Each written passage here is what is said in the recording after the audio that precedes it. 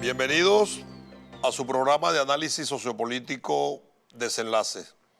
El día de hoy, como análisis de coyuntura, quiero tocar un tema que está en el tapete comunicacional por las connotaciones que tiene, y es que el presidente de los Estados Unidos ha tomado la decisión de retirar las tropas de Afganistán y el Talibán ha tomado el país. Cientos de videos, fotografías, informaciones circulan al respecto. Yo quiero compartir con ustedes un análisis porque creo que se hace necesario para que entendamos la tragedia que ha vivido ese pueblo y cómo, donde los Estados Unidos meten la mano, lo que hacen es acrecentar dichos males.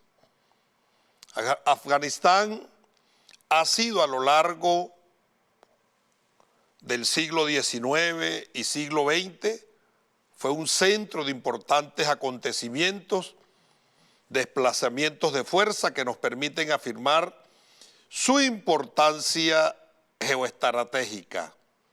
Primero, la rivalidad ruso-británica a finales del siglo XIX comenzó a develar dicho carácter estratégico. Llegado el siglo XX, Afganistán se convirtió en un país con una profunda fragilidad política que se expresó en sucesivos golpes de Estado. No terminaban los gobiernos, no se iniciaba un nuevo gobierno, a lo que venía un golpe de Estado y a ese golpe de Estado lo derrocaba otro golpe de Estado. La intervención de Afganistán, quiero convertir a Afganistán en una suerte de nuevo satélite en un contexto de ese pequeño país. Y la culminación de la confrontación bipolar, es decir, concluida la era de la Guerra Fría, significó para el conjunto de Asia Central salir de los dominios de Moscú y un heterogéneo, así como el reinicio de una serie de pugnas internas. A raíz de la ruptura del mundo bipolar, afloraron nuevamente esas pugnas, se expresaron en un conflicto de multinivel al que también entonces se le suma facciones étnicas, religiosas, rivalidades regionales, tribus, y además la operación de fuerzas religiosas a nivel transnacional, fundamentalmente los suníes, trabajando sobre ese pueblo en concomitancia con los intereses, oigan, de corporaciones petroleras y estados con aspiraciones hegemónicas y de control del negocio del petróleo en Asia Central. Pese a que Afganistán no es un país petrolero, porque alguien pudiera decir, ¿y cómo? Tiene confrontaciones petroleras, un país que no es petrolero. Bueno, su ubicación le permite establecer que se encuentra como un posible punto de cruce para la extracción de crudo desde Asia Central, por lo que se establece la premisa de que quien domine Afganistán tendrá mayores posibilidades de controlar el negocio del petróleo de toda la región. En la medida en que se mantengan las condiciones de estabilidad en las otras posibles rutas de extracción de crudo del mar Caspio, Afganistán se mantenía como un actor clave para la geopolítica petrolera. De allí su importancia en la bipolaridad, donde es bueno resaltar, y hago un paréntesis, para establecer que los talibanes se fueron a Pakistán y estando en Pakistán, formándose ideológicamente, recibieron el apoyo de entrenamiento militar, de equipamiento de los Estados Unidos para ponerlos a pelear contra los soviéticos. ¿Dónde viene la ruptura entonces del Talibán con los Estados Unidos? Interesante, y escuchen, camaradas, los ataques a las embajadas norteamericanas de Kenia y Tanzania, eso fue para el mes de agosto de 1998, recordemos que fueron atribuidas a Osama Bin Laden, un saudí, y pusieron a Washington en una alerta sobre su seguridad y la de sus ciudadanos. Además, todo apuntaba a que Bin Laden se encontraba protegido en Afganistán por los talibanes. Esto generó que el 20 de agosto de 1998, Estados Unidos lanzaron unos ataques dentro del territorio afgano contra los presuntos campamentos de entrenamiento de Bin Laden. Los talibanes, a raíz de esa situación, anuncian que ellos protegerán al ciudadano saudí y se vengarán de los Estados Unidos por haber bombardeado su territorio. Pero además, y voy a la guinda de la torta del problema, anuncian que le negarán la concesión del gasoducto a la compañía estadounidense Unocal. ¿Quién es Unocal? Unocal es una empresa de los Estados Unidos que se llama Union Oil Company of California, abreviatura Unocal. Ese consorcio estadounidense se asoció con empresas petroleras inglesas de Arabia Saudita y de Pakistán, oigan, y firmaron un contrato con el gobierno talibán por una concesión para construir un gasoducto y una gran cantidad de oleoductos sobre todo el territorio afgano. Producto a que no hubo un acuerdo financiero, económico, por las condiciones que ponía a los afganos el consorcio Unocal. Incluso, oigan, el gobierno talibán fue a California a reunirse. Los gobernantes llegaron a California, se reunían, tenían una excelente relación. Ahí los Estados Unidos no hablaban de la violación de derechos humanos, ni de la conculcación de los derechos a las mujeres, ni del carácter terrorista y criminal del talibán. Todo surge cuando no hay acuerdo económico entre Unocal y el gobierno talibán, motivado al precio que tenían que pagarle, y eso originó una desaveniencia que devino en que el gobierno talibán empezara a poner trabas en el otorgamiento de la concesión. Ahí están los huevos de la serpiente, el origen de los males y la presencia de los Estados Unidos más activa dentro del territorio afgano. A partir de ese momento, Estados Unidos rompe el silencio con relación al régimen talibán y empiezan sus declaraciones de régimen opresor, presiona también a Arabia Saudita para que rompa sus relaciones con ellos, y el bombardeo norteamericano de los campamentos de Bin Laden, que les comenté en agosto del 98, obligó a Unocal a retirar su personal, a los pakistaníes y unos personal que tenía en Kandahar. Y por último, en diciembre de ese año, al retirarse del consorcio Sengas, se asoció con Irán y Pakistán. Estados Unidos, oigan, recuerden que no mantiene relaciones con Irán, porque alguien pudiera decir, esa es otra ruta para llegar.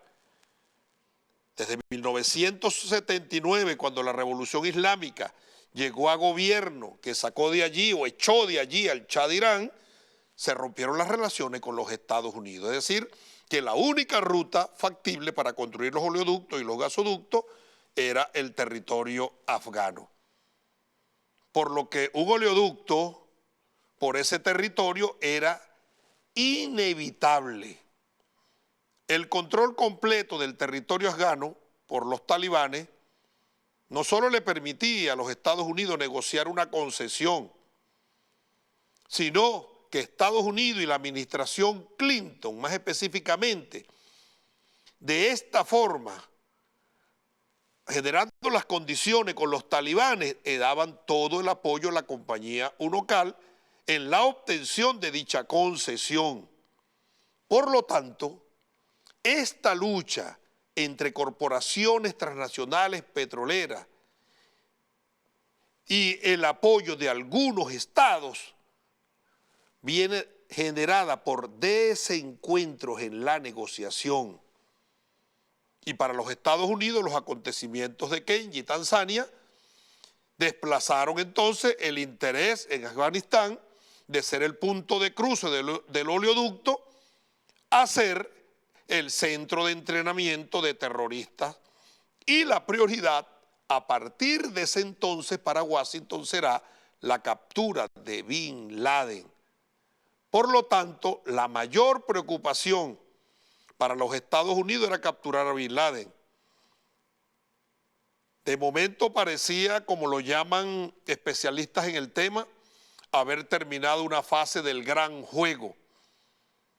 Pero era evidente que ninguna compañía petrolera norteamericana, como estaban generadas las condiciones, podía construir un oleoducto para gas o petróleo a través de Afganistán con cuestiones pendientes como el trato que aparece ahora del talibán a las mujeres, de la protección a Bin Laden y de la lucha frontal e incesante que plantean los Estados Unidos al terrorismo.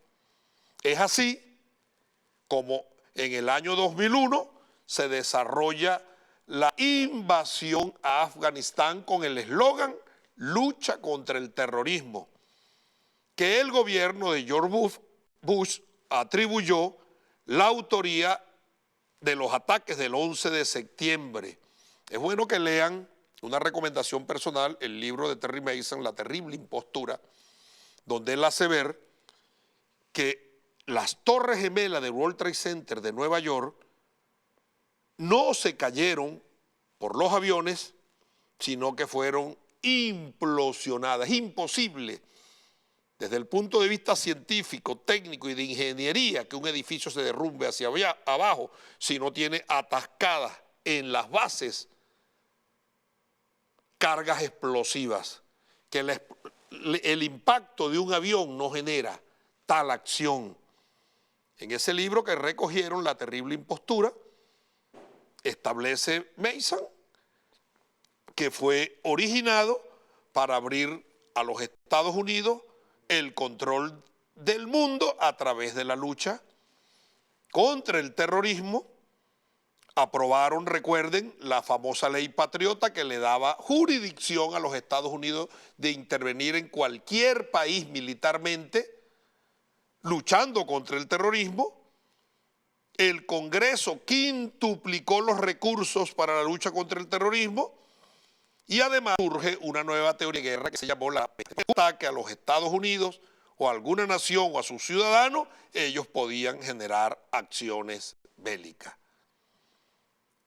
Los Unidos argumentan que la necesidad de la guerra era para derrotar el terrorismo, pero además impedir que Afganistán se convirtiera en un refugio de extremistas que pudiera causar daños a otros países. Y así se realizó esa guerra. Y ellos aseguraban que los talibanes protegían a Osama Bin Laden y se negaban a entregarlo.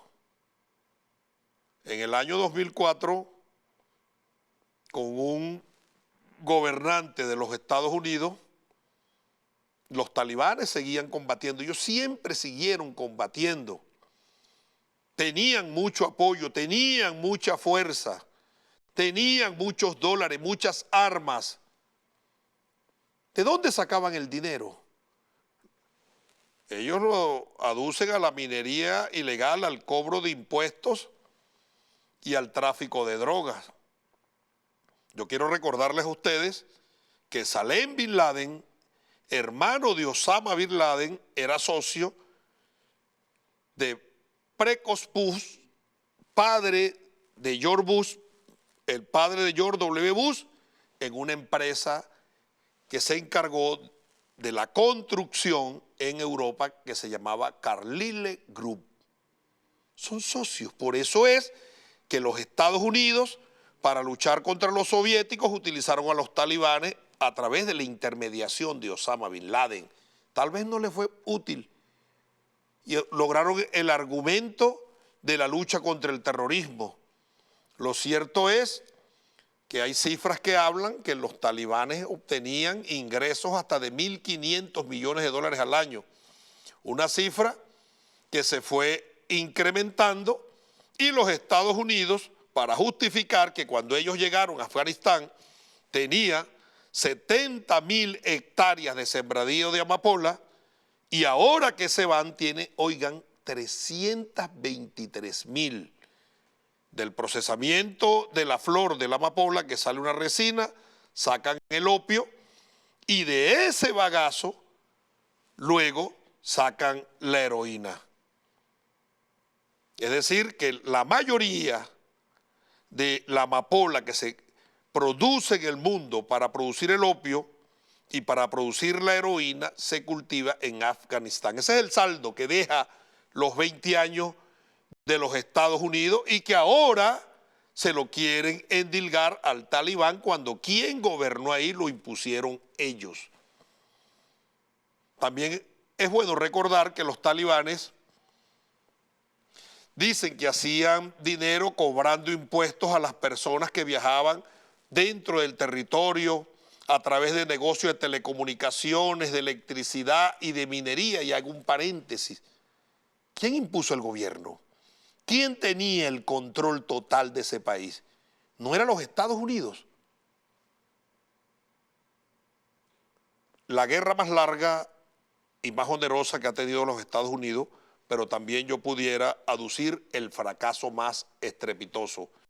Y ante ese fracaso, apelemos a nuestra memoria, en el año 2020 el presidente Donald Trump acuerda una reducción inicial de tropas en Afganistán para un retiro total en mayo del 2021. El 8 de julio del 2021 el presidente Biden anuncia al mundo el retiro escalonado, es decir, poco a poco de las tropas estadounidenses de Afganistán, y en esa intervención él asegura que no será tan rápida la toma de los talibanes del país. ¿Por qué el presidente Biden anuncia que no será tan rápida la toma? Ya tenían 23 capitales tomadas los talibanes y se acercaban a Kabul, la capital. La ida de los Estados Unidos es una derrota militar también. Veamos el video del presidente Biden cuando hace dicho anuncio.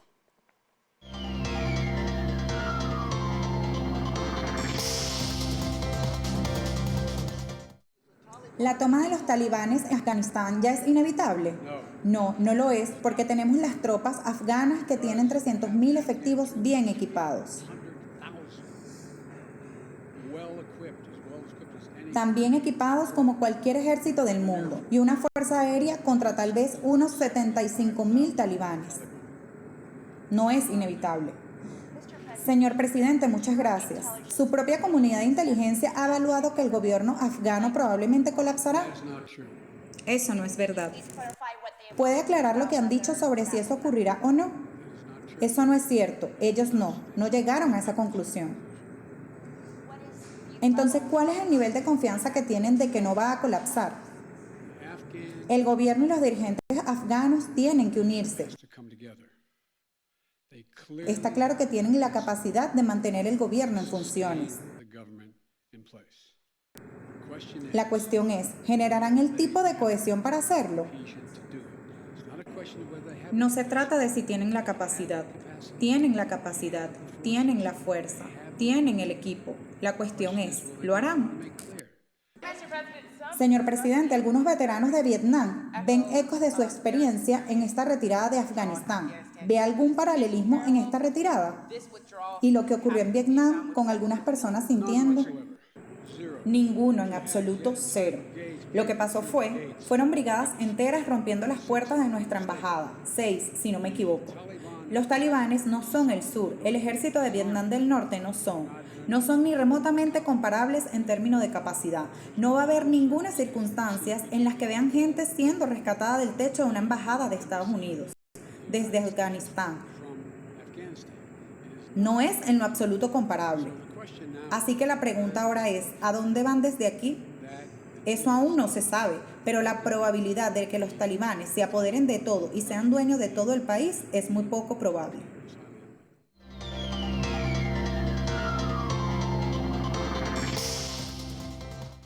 ¿Qué mayor irresponsabilidad de un gobernante, y no cualquier gobernante, de los Estados Unidos? La periodista lo increpa y le dice que va a colapsar el gobierno y le dice que hay estabilidad, que tienen una fuerza armada, que no van a colapsar.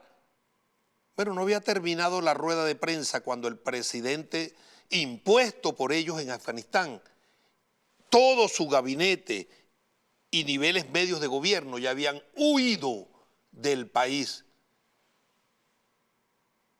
Otra periodista le pregunta qué probabilidades hay de que el talibán tome el control del país y dice que es poco probable. Poco probable. Ya tienen el control total del país, para que vean el caradurismo de los gobernantes de los Estados Unidos.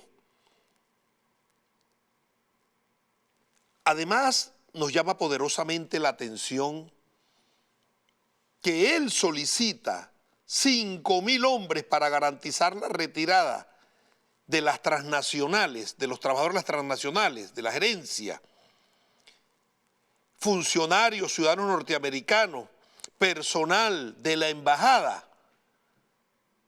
Y surge entonces una interrogante: ¿cómo 5.000 hombres custodian la retirada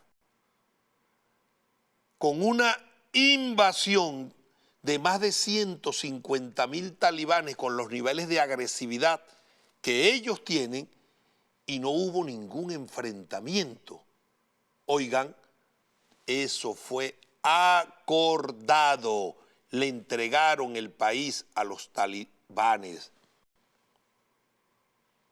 Y es así, como nosotros vemos, este agosto 2021, como los talibanes no solo controlaron 25 capitales, sino que tomaron Kabul en un tiempo que se anticipa al pronóstico que dio el gobierno de Biden, que dijo que era poco probable y que el gobierno que ellos dejaban no colapsaba. Veamos este otro video de declaraciones de Joe Biden.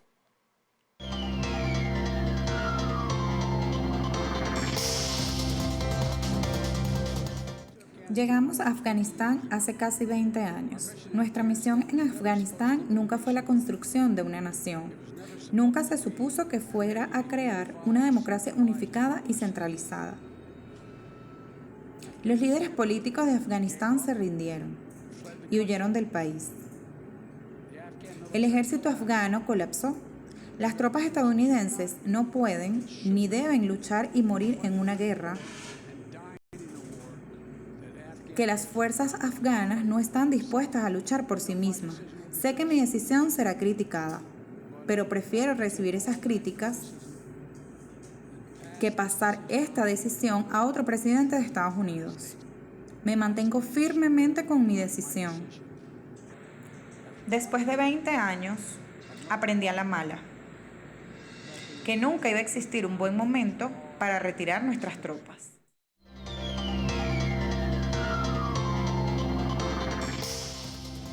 En el primer video dice que el gobierno no va a colapsar y en el segundo dice que huyó. En el primer video dice que las tropas están entrenadas, están formadas y armadas, que van a resistir y van a vencer. y en el segundo dice que fueron derrotadas y que ellos se tienen que ir, pero que no van a pelear una guerra que no es de ellos. Pero además, ¿qué dijeron cuando iban a bombardear Afganistán?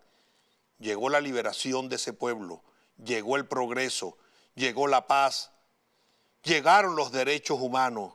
Y ahora el presidente de los Estados Unidos dice que ellos no prometieron nada de eso.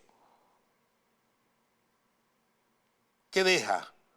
20 años de asedio a esa población. Nada más y nada menos, oigan, después de 20 años, 110.000 civiles han muerto.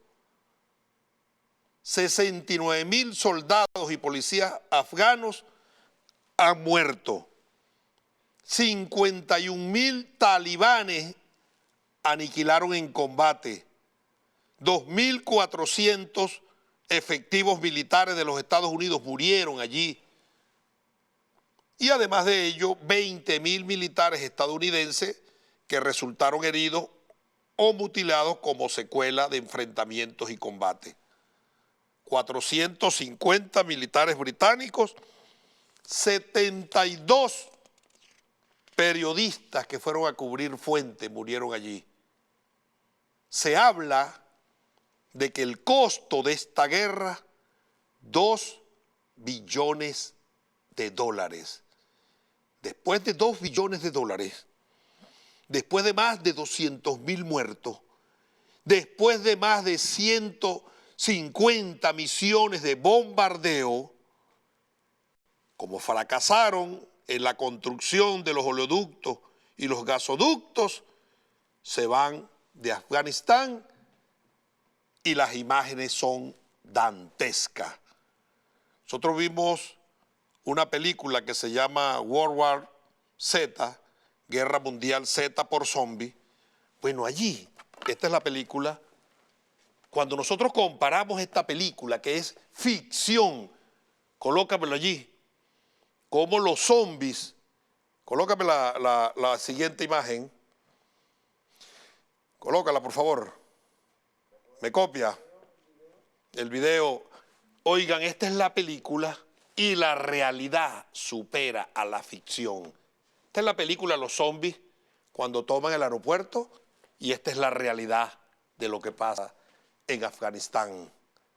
Tiene razón Galeano, más vivo que nunca, cuando dijo, colócame Galeano por favor, dame el favor, no me copian. Galeano, por favor. Aquí está. Cada vez que Estados Unidos salva a un pueblo, lo deja convertido en un manicomio o un cementerio. Galeano murió, pero está vivo lo que dice Galeano con respecto a los Estados Unidos. Dejaron a Afganistán convertido en un cementerio por querer meter sus manos allí, diciendo que iban a salvar a ese pueblo. Vamos a una pausa y al regreso estaré conversando con el colega diputado Jesús Farías, presidente de la Comisión Permanente de Economía, Finanzas y Desarrollo Económico de la Asamblea Nacional y además vicepresidente de Economía Productiva del Partido Socialista Unido de Venezuela. Con él estaremos conversando estos temas, de este tema de Afganistán, lo atinente a las reuniones con el sector de la derecha que fue a México, y además de ello también nos pasearemos por las elecciones internas del PSUV. Vamos a la pausa y al regreso vuelvo con el diputado Jesús Farías.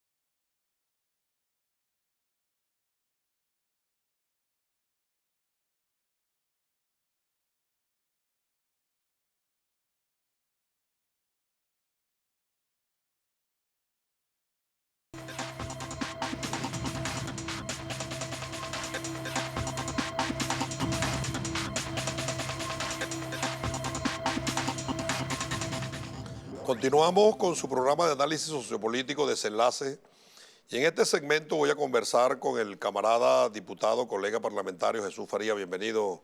Gracias, Pedro. Camarada.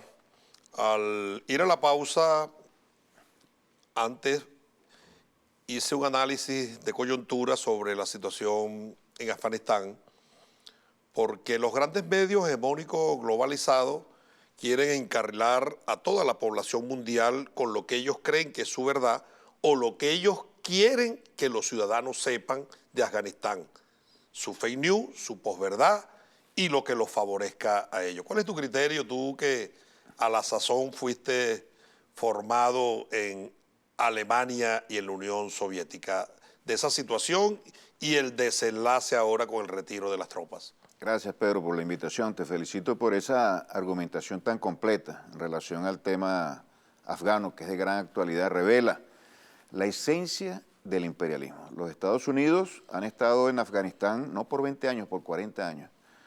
Allí surgió un gobierno progresista a raíz de una gran inestabilidad que hubo después del derrocamiento del rey de Afganistán.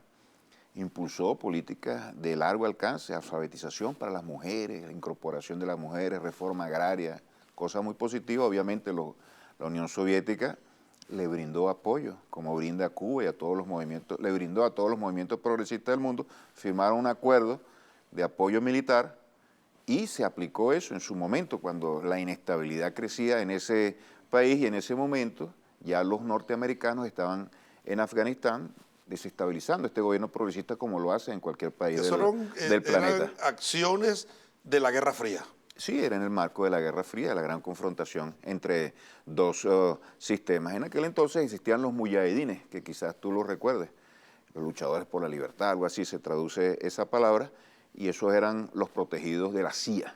Ellos surgieron bajo el amparo de Pakistán, el gobierno de Pakistán, y de la CIA. Ahí estuvieron a los talibanes se recluyeron durante ese gobierno, fue en Pakistán, y allí se formaron ideológicamente, religiosamente y militarmente, financiados por los Estados Unidos, estos mismos talibanes. Sí. Esos muyahidines de los cuales derivan los talibanes son la expresión de una nación muy compleja desde el punto de vista étnico, como es Afganistán, religioso, histórico, político, y después la influencia pues, de los Estados Unidos, que cometen las peores tropelías en cualquier país del planeta. Desarrollaron entonces allá un financiamiento a gran escala para impedir que se estabilizara un gobierno, para combatir a la Unión Soviética, y salieron las tropas soviéticas y comenzó el desastre. Se instauró un régimen talibán y los Estados Unidos buscaban un chivo expiatorio.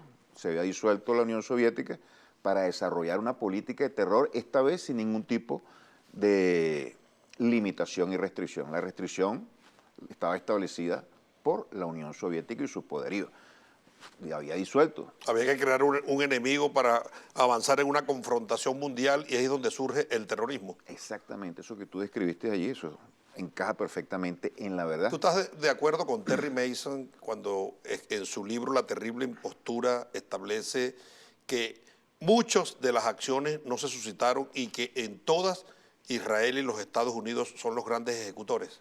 Sin lugar a dudas, ellos son los grandes promotores del terrorismo a nivel mundial y de todas estas acciones que justifican, entre comillas, las acciones, los crímenes que se cometen en todo el planeta en nombre de la lucha contra el terror. Dice Mason en su libro que como centro financiero mundial, el World Trade Center de Nueva York convivían, cohabitaban y trabajaban por el orden de los 6-7 mil judíos israelíes, y ese día no murió ni uno solo de ellos.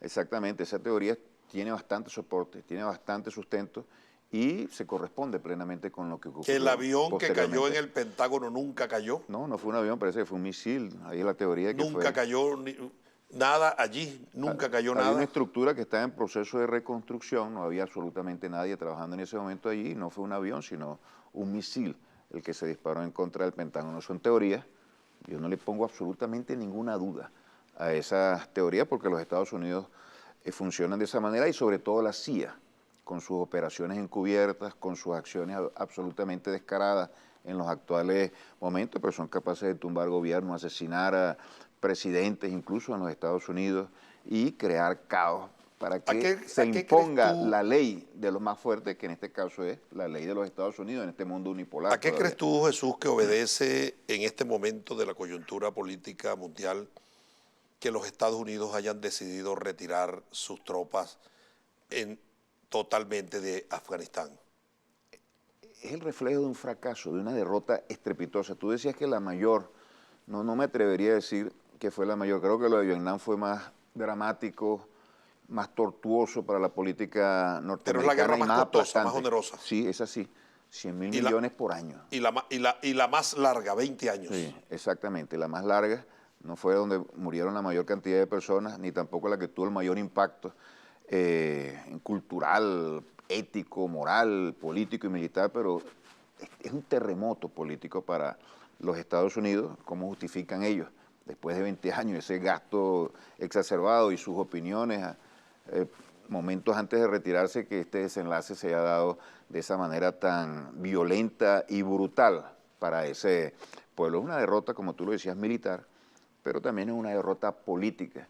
Y para el mundo... Y al modelo también. Sí, y para el mundo es una enseñanza. Los Estados Unidos no pueden seguir valiéndose de su poderío para ejercer y llevar a cabo sus intereses sin ningún tipo de consideración con las normas de convivencia que existen en el mundo y sobre todo con las aspiraciones de desarrollo de un pueblo. Ellos llegaron allí para imponer su dominio, para desarrollar una estrategia desde el punto de vista geopolítico, otro Israel en el centro de Asia, con propósitos militares, con propósitos de control energético, con propósitos también de hegemonía en términos generales. Los Estados Unidos no lograron ninguno de esos aspectos en su objetivo y ellos mismos lo reconocen. Nunca estuvo establecer la democracia y el bienestar para su pueblo, porque eso no es parte de su política. El imperialismo es expansionismo, el imperialismo es hegemonía y la dominación en función de la explotación de los pueblos y de los recursos naturales. Y para eso llegaron ellos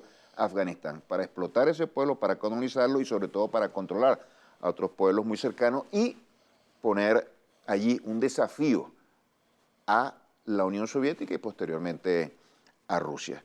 Así lo está viendo el planeta. Así lo ¿Sabes está viendo el eso? planeta. Que leyendo sobre los hechos y los acontecimientos en pleno desarrollo, tuve la oportunidad de toparme con argumentos como estos, que los pongo sobre la mesa para el análisis y el debate. El primero es que de llevar de 70.000 hectáreas de sembradíos de amapola a 328.000 abarrotó el mercado de la heroína, del opio, y ahora cuesta un kilo, lo venden los afganos a $55, por lo tanto no es rentable el negocio y los Estados Unidos sienten que no tiene sentido controlarlo. Lo primero. Y lo segundo es conocido públicamente el antagonismo de los talibanes con el gobierno iraní. Entregarle el territorio afgano a los talibanes, donde la mayor parte de su frontera es con Irán, representa a través de los talibanes, con una retirada negociada de los Estados Unidos, abrirle un frente de guerra a lo largo de ese flanco fronterizo a los iraníes. ¿Qué opinas tú de esas dos teorías que me tienen de verdad investigando sobre el tema? Mira, el gobierno que estaba instalado en Afganistán era un títere de los Estados Unidos. Es decir, desde el punto de vista del control geopolítico no va a haber un cambio muy importante. Y los Estados Unidos eran los que decidían ahí adentro y se conoce perfectamente cuál es la hostilidad y la agresividad de la política norteamericana, no solamente contra Irán, sino también contra China y contra Rusia, en estos últimos tiempos de manera renovada y en forma de escalada. No creo que esté allí el elemento fundamental. Desde allí ellos desarrollaban políticas de desestabilización, un foco permanente de tensión y de conflictos contra estos países, ahora lo desarrollarán los talibanes. No podemos olvidar, los talibanes son hechura, son el resultado directo de una acción de la CIA y de los gobiernos norteamericanos. Ahí hay fotos donde los líderes talibanes se iban a reunir con presidente norteamericano, con Ronald Reagan, que fue el que, sí, Clinton, pero Ronald Reagan fue el que le dio mayor promoción porque fue en el apogeo de la guerra de Afganistán, donde participaron los soviéticos. De tal manera que eso tendrá cierta implicación, yo no quiero negarlo totalmente, pero no será lo central. Tanto el gobierno anterior como este están desde sus raíces determinados por la influencia de los Estados Unidos en lo financiero, en lo político, en lo militar, en cuanto a sus propósitos. Y en cuanto a lo de la droga, eso es algo verdaderamente aleccionador. Cuando combatieron a la Unión Soviética, estos muyahidines, que después fueron talibanes, se basaron en la siembra del opio para financiar la compra de armas. Obviamente eso es un negocio con los Estados Unidos, ya lo habían hecho los Estados Unidos con los Irán Contra, metidos en el tema. Los imperios siempre controlan el negocio de la droga. Siempre controlan. En 1848 la guerra del opio para tomar los ingleses con la compañía que se llamó Compañía Occidental de las Indias, en India, el principal mercado del opio que era China, puerto de Hong Kong. El imperio británico que dominaba los mares llevó la guerra del opio. Todavía la guerra para controlan Colombia, la cocaína, controlaban la heroína y el opio con la siembra de amapola en Afganistán. Los Estados Unidos controlan todos los negocios. Pero fíjate este detalle. Del narcotráfico. Después los talibanes suspendieron, una vez en el poder, para congraciarse con la comunidad internacional, no tanto con los Estados Unidos, pero con el resto del mundo, que veían de una manera el desastre que se estaba llevando a cabo ahí en términos de contrabando con drogas. Lo prohibieron, pero desde la intervención de los Estados Unidos ocurrió lo que tú estás diciendo. Se produjo ese incremento. 328.000 hectáreas de 70.000 que tenían cuando llegaron los Estados Unidos. Si ellos controlaban ese territorio total y militarmente, ¿cómo explicar que ahora aducen que ese sembradío era de los talibanes? Exactamente lo que está ocurriendo en Colombia. Los que controlan el mercado pasan a controlar la producción y se produce una expansión sin límite de ambos aspectos. Es una de las grandes inmoralidades. Una de las enseñanzas, de las lecciones que extraemos nosotros de lo que está ocurriendo en Afganistán en los actuales momentos, es la decadencia absoluta de los Estados Unidos como gran potencia unipolar. Ya no están en capacidad de imponer su poderío militar, ya no están en capacidad de desarrollar un modelo de crecimiento económico, ni siquiera están en capacidad de combatir eficientemente pandemias con toda la riqueza que tienen en el planeta. Ese tigre de papel está con el sol en la espalda y va como los elefantes camino a su cementerio para la desaparición total. Yo no lo vería, para la construcción de un nuevo mundo, un nuevo orden. Yo no lo vería como tigre de papel. Creo que todavía tiene mucho poder, pero su capacidad de dominar el planeta se ha visto deteriorada de una manera muy importante. Esto tiene una raíz económica, todo el poderío económico tiene que cabalgar sobre las potencialidades productivas, pero también tiene una raíz política, geopolítica y cultural. Y el caradurismo del presidente Biden, que en una rueda de prensa aduce fortalezas del gobierno, de su Fuerza Armada, que van a controlar el país, y luego en menos de 10 días da una segunda rueda de prensa diciendo que el presidente huyó, que no era probable que los talibanes tomaran el control del país, y dice que tomaron el control del país, así como si nada. Una mezcla de cinismo. ¿Y la responsabilidad política de un gobernante? Una mezcla de si cinismo. existiese un Congreso que de verdad controlara, como es la esencia de las democracias, donde no hay poder omnímodo, y el control que ejercen los poderes los unos sobre los otros dan fe de la fortaleza democrática, ese Congreso debería llamar a ese presidente para que le explique al menos al poder contralor por qué da una declaración en unos términos y luego a los 10 días, bueno, acusa a la Fuerza Armada, bueno, y los soldados no quisieron pelear, nosotros vamos a pelear una guerra que no es nuestra. Si es de ellos, ellos generaron esas condiciones. Ellos son los que querían construir los oleoductos y los gasoductos por allí. Tú sabes que ese tema del control legislativo sobre el Ejecutivo en una sociedad como la norteamericana es muy relativa. Ya hay 3 senadores demócratas que han hecho manifestaciones públicas de su descontento y decepción en relación a esta cosa que sucedió en Afganistán. Una declaración del presidente que es desmentida de la manera más categórica y rotunda, estronduosa por la realidad misma.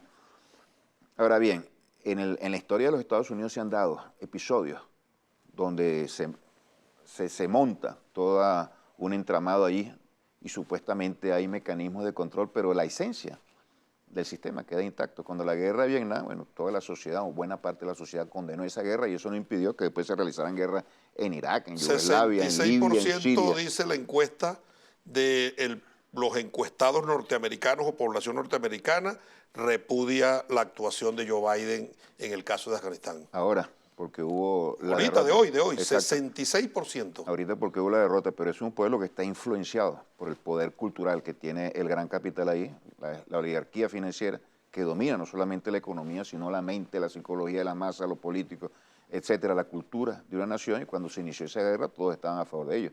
¿Por qué? Porque la mentira se impuso de la manera más espantosa en esa nación y se apoderó de la opinión pública de la opinión. El caos, el desasosiego y la incertidumbre que genera la voladura de las Torres Gemelas, el World Trade Center de Nueva York, cualquier ciudadano, ante una amenaza de esas, está anuente a apoyar la acción requerida para combatir esos enemigos invisibles. Así es, la puesta en escena de esa situación, pero este también es uno de los elementos que revelan que hay un proceso de desmoronamiento. Yo no voy a decir acelerado, tampoco le voy a poner un fin, una fecha para que finalizará, donde finalizará la hegemonía y el poderío de un imperio como el de los Estados Unidos, pero sin lugar a dudas en lo económico, en lo militar, en lo político, en lo cultural, en lo popular, la opinión pública, hay cada vez mayores contradicciones, mayores debilidades, hay nuevas fuerzas que irrumpen en el escenario nacional e internacional que desafían al imperialismo, no puede expandirse con la misma fortaleza y ocurren cosas como las de Afganistán.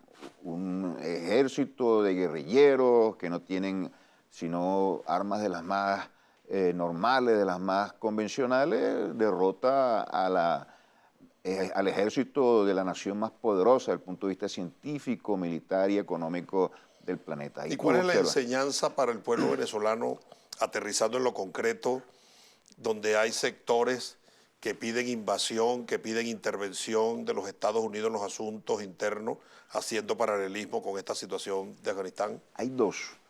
Yo creo que hay dos enseñanzas y dos lecturas claras. En primer lugar, que el imperialismo no tiene absolutamente ningún escrúpulo para actuar de la manera más destructiva y criminal, miserable contra los pueblos. Su propósito es imponer sus intereses, ese es el primero.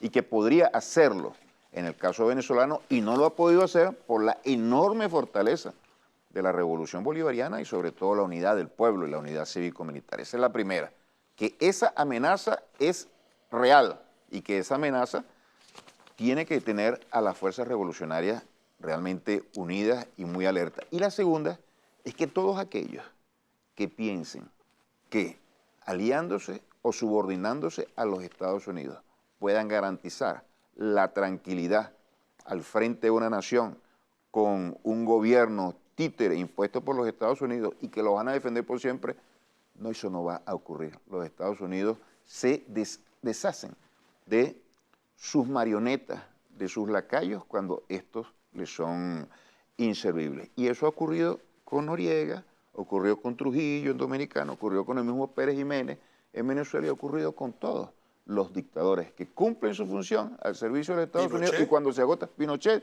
Todos los dictadores del sur, con todo ocurrió. Videla. Así es.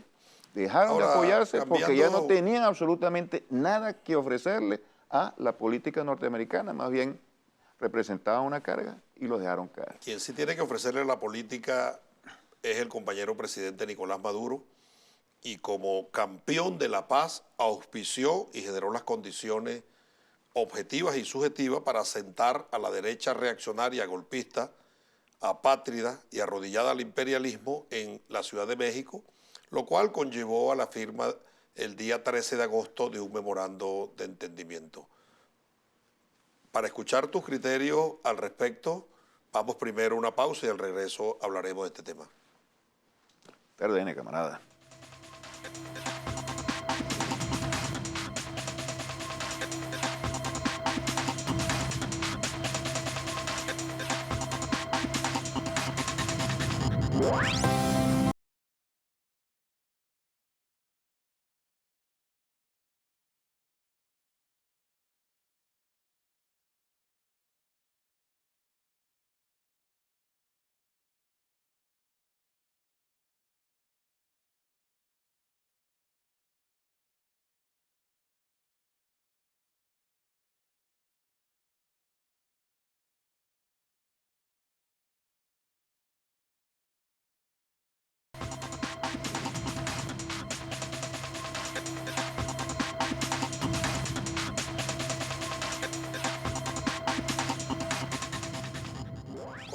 Continuamos con su programa de análisis sociopolítico Desenlaces.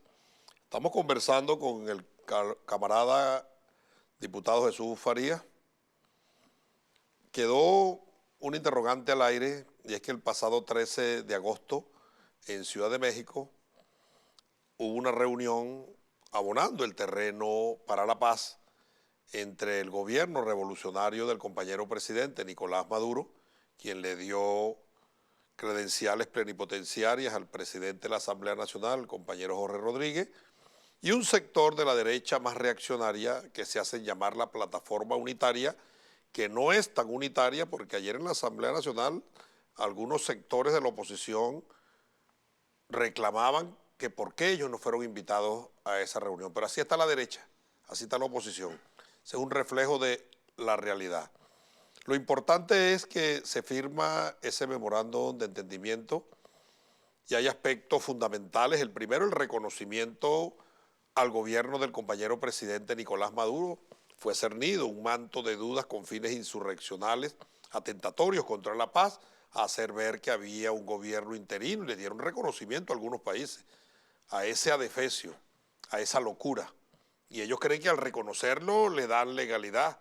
La legalidad en Venezuela está en la Constitución y la legitimidad la da el pueblo a través del voto. Pero ellos siguen creyendo su cuento porque los grandes medios hegemónicos repiten sus noticias.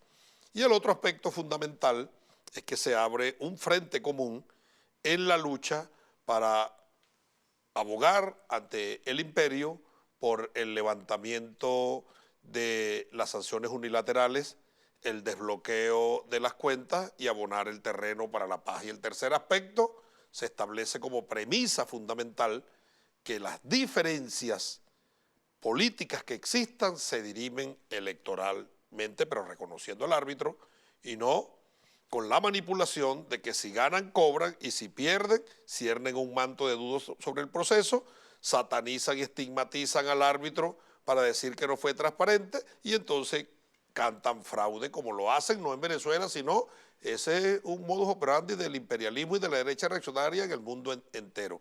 Ante esa situación, ante este nuevo escenario, ¿tu criterio al respecto cuál es? Esa reunión que se está dando en México es la expresión de la capitulación de la estrategia yanqui de injerencia a través de la guerra, a través de mercenarios, a través de golpes de Estado, a través de atentados a la vida contra los máximos líderes, magnicidios. Y la capitulación de sus tropas y de sus fuerzas internas. Están sentados allí los representantes, o mejor dicho, las marionetas del gobierno norteamericano en México. Esa es una primera lectura. Un segundo elemento ¿Tú crees, disculpa Jesús, la interrupción sin que pierda la hilaridad de lo que esgrime, que los Estados Unidos los autorizaron y pasaron por el tamiz de los Estados Unidos para ir allá a sentarse? Sin lugar a dudas, eso no es una fuerza independiente para absolutamente nada. Tienen un vínculo de subordinación absoluta en lo financiero y, por lo tanto, dirían algunos, en lo político y en su proyecto ideológico. El otro tema es que nosotros con las victorias bolivarianas, en cada uno de estos episodios dramáticos que hemos vivido en los últimos 2 años en particular, pero mucho más atrás, 4, 8 años atrás, se ha venido produciendo una escalada, una espiral de agresiones del gobierno de los Estados Unidos con sus instrumentos locales. Con esas victorias nosotros hemos impuesto la agenda de la revolución bolivariana, que es la agenda de la paz, la agenda de la democracia, el respeto a la soberanía y el respeto a las leyes. ¿Será porque le hemos quitado el velo a la comunidad internacional impuesto por los grandes medios hegemónicos globalizados que esgrimían que el 90% no quería el gobierno revolucionario y el 95% gritaba Maduro vete ya, y que este gobierno tenía apoyo popular, y las elecciones han demostrado todo lo contrario? Eso tiene que ver porque es parte de nuestras victorias. Hemos celebrado varias elecciones, en todas hemos salido victoriosos, pero también hemos derrotado golpes de Estado, hemos detenido intervenciones de diferentes maneras, incluyendo mercenarios. Ahí está la Unión Cívico-Militar, que es el principal fundamento de esta revolución y la principal fuerza política del Partido Socialista Unido de Venezuela, encabezando al pueblo. Sí, una estrategia, incluyendo al imperialismo, que en muchas ocasiones actúa de la manera más criminal, pero también irracional. Es producto de la prepotencia de los imperialismos. De todos los imperialismos actúan de esa manera, pero la lógica en ocasiones también se impone para ellos. Si una estrategia no es eficiente para alcanzar su objetivo, y el objetivo que ellos aplicaban acá era, como ellos lo llaman, cambio de régimen, derrocar al presidente Nicolás Maduro, al gobierno bolivariano, Para que haya cambio de régimen, primero tienen que generar las condiciones subjetivas para posicionar en el imaginario colectivo de la humanidad que aquí hay un régimen violador de derechos humanos, conculcador de la libertad de expresión, terrorista, antidemocrático, es una dictadura, corrupto, en fin, todos los males que ellos le endilgan a una nación para criminalizarla. Sí, esto es una guerra total, y uno de los condimentos fundamentales es la guerra psicológica, ¿no? La guerra mediática tremenda, la gran batalla, nuevamente, la verdad contra la mentira. En todo caso, ellos no lograron ese objetivo y están buscando la forma de adaptarse a otros mecanismos para poder lograr este objetivo. No han perdido 1 miligramo de su carácter inhumano, de su carácter injerencista, de sus ambiciones de toda naturaleza, de dominación. ¿Tú crees que fueron a México entonces con carta bajo la manga? ¿Están jugando a carta tapada? Yo lo que creo es que han leído la realidad venezolana, se han cerciorado de que no son capaces de derrocar al gobierno bolivariano a través de esa estrategia, están buscando otros mecanismos. Ganando tiempo para diseñar una nueva estrategia. Una nueva estrategia que puede aprovechar mecanismos legales con financiamiento de otra naturaleza a las ONG, con financiamiento de otra naturaleza a los partidos políticos que se oponen al gobierno, buscar la forma de unir a esa fuerza, porque ellos necesitan también una fuerza de derecha, de ultraderecha, al servicio de su interés. ¿Con qué liderazgo? ¿Cómo queda Juanito Alimaña allí al reconocer al gobierno y sentarse con el gobierno? No saben cómo quitárselo de encima, una especie de bacalao, como una piltrafa que lo que les causa es enormes problemas. No, están deseando que nosotros lo pongamos preso para resolverle el problema a ellos, pero ese es uno de los problemas que tienen ellos, cómo reacomodan su liderazgo, cómo establecen condiciones para unificar a su fuerza. Una de las consecuencias directas más importantes de nuestra victoria fue la división que se generó en el Después que vemos a Biden decir que tiene fortaleza el gobierno del presidente de Afganistán y que las Fuerzas Armadas están formadas, entrenadas, adiestradas y equipadas para defenderse del ataque talibán, y después a los 2 días otra rueda de prensa decir que huyó cuando establece que no era probable, con dar una declaración y decir que ellos no reconocen a Juanito Alimaña, tienen. Pero eso tiene un costo político, ellos están buscando la forma. No? También, pero ellos están buscando la forma de minimizar ese costo político. Fíjate que su protagonismo, su liderazgo, su vocería, su cercanía ilustrada en imágenes con el gobierno norteamericano ha disminuido. Las conversaciones de México le sirven la mesa a la derecha reaccionaria, al imperialismo, para resolver esa piña bajo el brazo que se llama Juanito Alimaña. Nosotros vamos a una negociación, ellos tienen sus planes, entre esos está ese, ver quién dirige, cómo se unen, cómo buscan la forma de reinsertarse y buscar conseguir mayorías que no tienen en estos momentos. Van a las elecciones del 21 de noviembre. Van a ir y nosotros vamos a esa negociación. Creo yo, si me preguntan a mí, el principal propósito es el levantamiento de las sanciones o alguna de las sanciones. No hay un solo problema en este país que no se explique por sanciones brutales que afectan de manera terrible a nuestro pueblo. La crisis que vive nuestro pueblo está estrechamente asociada a las imposiciones del imperio norteamericano. Están Y ese es el determinadas. objetivo también, ese es el objetivo de esas sanciones Y unilaterales. entonces nosotros tenemos que hacer lo posible para levantar esas sanciones y creo que no deberíamos dar absolutamente ninguna concesión de ninguna naturaleza si no es a cambio de Eso eso. no se trascinge. Yo creo que no, porque es una condición ilegal, inhumana, miserable, con la cual que están Gaceta atacando oficial, Jesús, del al martes pueblo venezolano. 15 de agosto. Ajá, ahí En fue la lo que Gaceta votamos. oficial está un acuerdo que debatió, discutió y aprobó la Asamblea Nacional en respaldo al memorando de entendimiento, pero también el compañero Jorge Rodríguez sometió en su intervención o durante su intervención, previa lectura de Secretaría, a consideración de la Cámara el acuerdo y fue aprobado. Es decir, que se firmó por las partes en México, pero fue aprobado por la Asamblea Nacional. Lo que quiere decir es que le da carácter legal dentro del país. Es un acto legislativo, es un acto de control político del Parlamento, avalando, respaldando y apoyando las acciones del compañero presidente Nicolás Maduro para borrar el terreno hacia la paz. Y ese es un aspecto fundamental, porque ahí se ve la sinceridad, el apego, la subordinación absoluta que tenemos nosotros a la ley y a todos los mecanismos que traigan paz y que consoliden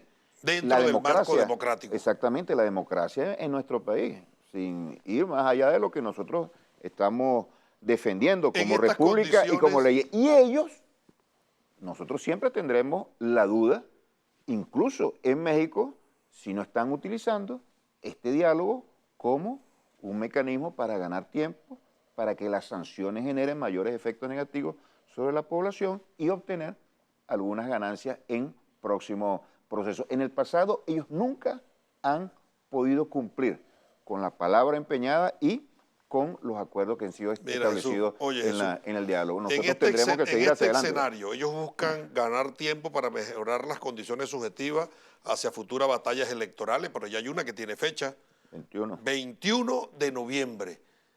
El preludio de lo que va a pasar fue el proceso interno del PSUV. ¿Cómo avisoras tú ese escenario en el marco de este amplísimo ejercicio de protagonismo, de ejercicio de democracia revolucionaria desde abajo? Mira, esas elecciones se dan o van a tener lugar gracias a la fortaleza de la fuerza bolivariana. Si no, estaríamos en guerra. Se hubiera impuesto la agenda del imperialismo a través de estos miserables que están acá en este país. Número uno. Y número dos, nosotros nos estamos preparando.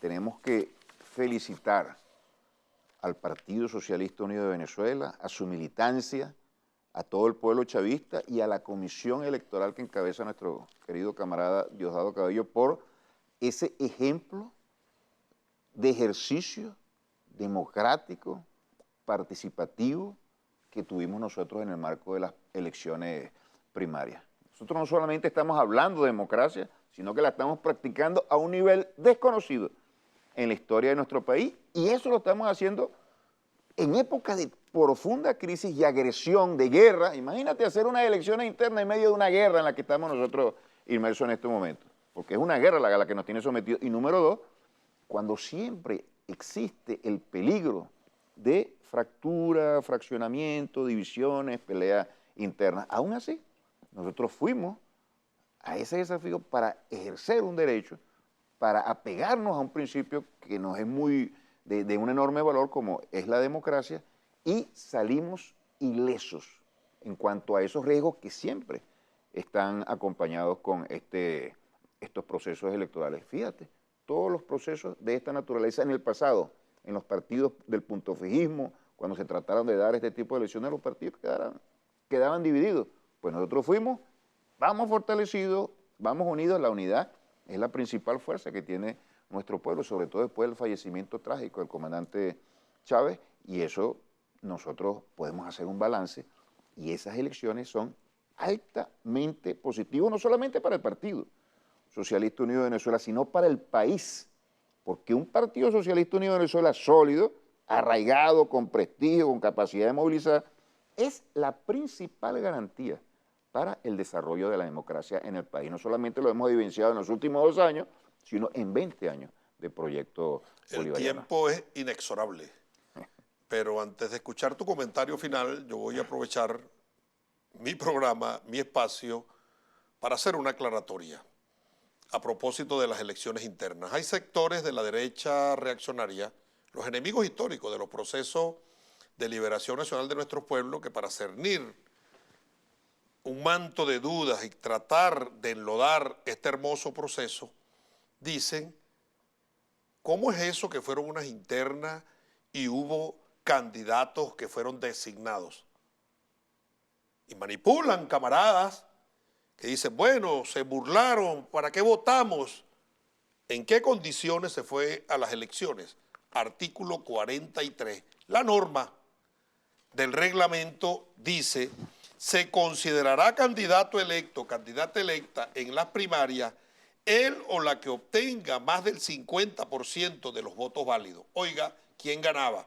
Más del 50% de los votos válidos y otra segunda condición, que supere con una ventaja superior a 10 puntos porcentuales al segundo candidato. Es decir, que quien no sacó más del 50% y no superó en 10 puntos porcentuales al segundo, no ganó. Eso no es verdad que ganó. Pudo haber quedado primero que el otro, pero no ganó porque para ganar tenía que sacar más del 50% y 10 puntos. Si pasaba esto, la norma establece lo siguiente: las candidatas y los candidatos que no obtengan los porcentajes señalados en el presente artículo serán reevaluados por la Comisión Nacional Electoral, la cual tomará en cuenta las políticas de alianza con la fuerza que conforma el gran polo patriótico. ¿Qué quiere decir esto? Que como no ganó nadie, lo decide el partido. Entonces no es verdad que se burlaron, no es verdad que lo pusieron a elegir. Hay algunos que dicen que voy a movilizar, que me voy a la calle. ¿Y por qué no fuiste a la calle, animalito del monte, el 8 para buscarle los votos al candidato? Y lo otro es que los candidatos designados, porque no se cumplió con el extremo legal del artículo 43, se hicieron consensuados con las dos opciones que tenían posibilidades y probabilidades en los estados. Oigan, consensuado en un excesivo ejercicio de democracia, a pesar de que el reglamento le da la potestad facultativa a la Dirección Nacional y a la Comisión Electoral. Se llamaron a los candidatos, Jesús, conversamos con ellos, los dos que tenían la opción, y hay estados donde la lucha fue muy enconada y probablemente un sector no va a apoyar al otro y se requirió buscar una vía consensuada con todos los sectores políticos. Así que a eso obedece la decisión. Me disculpas en tu presencia hacer esta aclaratoria, pero la creía necesaria. Ahora sí, Jesús, hemos llegado al final de nuestro programa Desenlaces. ¿Cuál es tu mensaje final para el pueblo venezolano? Es un mensaje de optimismo. Sin lugar a dudas, estamos en la mejor condición y situación de los últimos años, que han sido durísimos en cuanto a desafíos, retos, agresiones. La crisis económica ha llegado a niveles inimaginables, la más grande crisis económica de toda nuestra historia, resultado de un bloqueo económico realmente brutal. Y nosotros hemos desarrollado todas las iniciativas y los frutos se están viendo ahora en lo político: mayor estabilidad política, fortalecimiento de la democracia. Hemos impuesto nuestra agenda, hemos pulverizado por los momentos, nunca se elimina totalmente una fuerza política de ningún país, pero por los momentos están en condición de terapia intensiva los enemigos de la patria.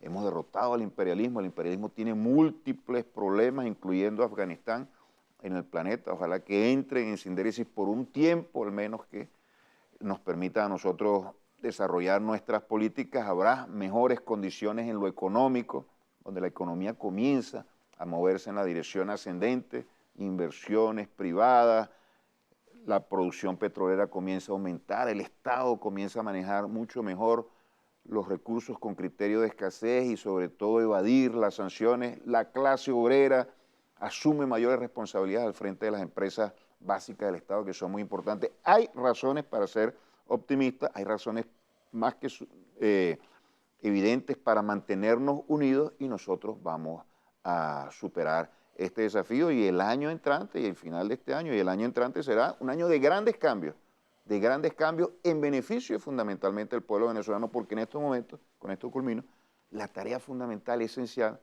es la económica para darle bienestar, restablecer el régimen, el sistema de bienestar que gozó el pueblo venezolano por mucho tiempo y que fue interrumpido de una manera abrupta y criminal por la injerencia norteamericana. De tal manera que mantengámonos unidos y con esa unidad y el legado sagrado del comandante Chávez vamos a conquistar grandes victorias para nuestro pueblo.